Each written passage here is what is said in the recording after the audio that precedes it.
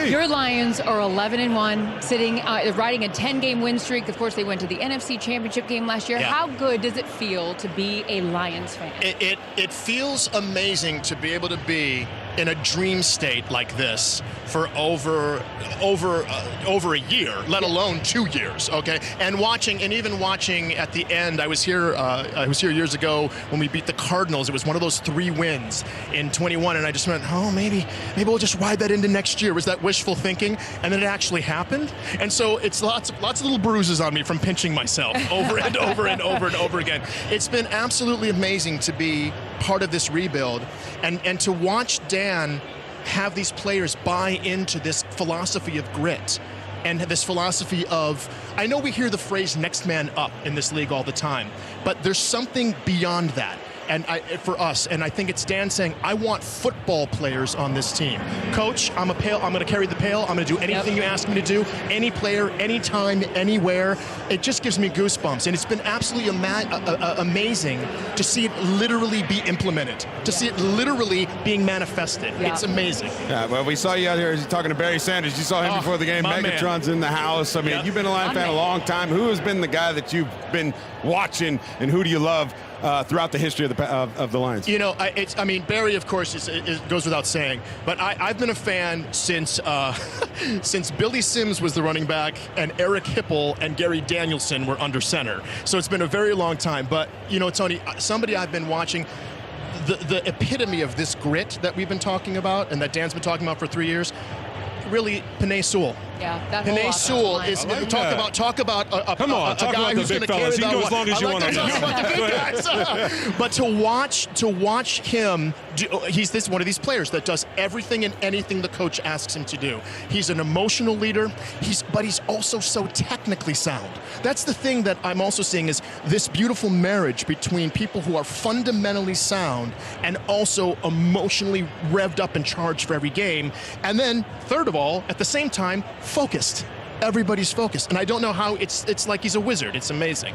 So I would say Penei is somebody I've really kept my eye on. And on the defensive side of the ball, Brian Branch, I just know if there's more we can say about this kid, too. It just Sure, he's talking your language. Sure. Your language, sure. I'm talking everybody's language here. He belongs over here. Laporte is amazing. Brian Branch is amazing. The left side guy. The left side guy. Everybody. It's everybody, really. It's everybody. Everybody has bought in to this philosophy, and it's been really amazing to watch this maturation. Well, as you've been a Lion fan, would you say, I mean, all of us have our moments in our careers. Is there a moment that sticks out to you that you really saw, like, this is changing here where you've seen it under Dan?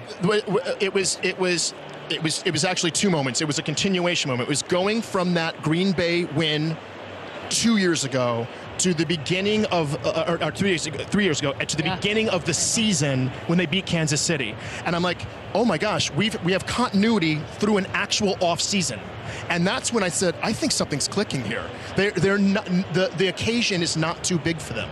And that was when I really noticed, yeah. Well, speaking of grit and players, we love Amon-Ra as well and the way he plays the game and what he embodies. But the celebrations, having fun, all of that stuff. Now, we know the Hingle McCringleberry, that whole deal. I'm going to show you 3 of Amon-Ra's celebrations here. All right, let's take a look. Just talk me through them, see what you think. I'm going to talk you through here. Here we go. Let's do a little analysis, a little Selly analysis. What do we got here? All right, okay. This one is the... Thinking about it? Oh, yes. This one is perfect. Okay, first of all, let's just talk about the form here. So good. That's a 10. That's a 10 of form. What he should do, they should make a foosball table of this guy. And just have a whole group of little white Amon-Ras and a whole group of little blue Amon-Ras playing each other. Somebody will do it. That's great. Right? That's good. But the guy looks like a diver. He gets a straight, and it's like straight Luganis over here. Let's see this one. All right, here we go.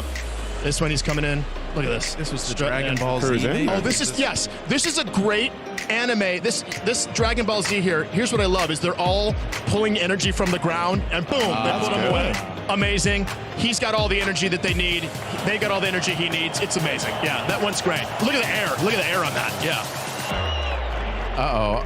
Now this one you might not remember. Wait a minute. Okay, here's my question about this one. Does he know what he's pumping? Yes.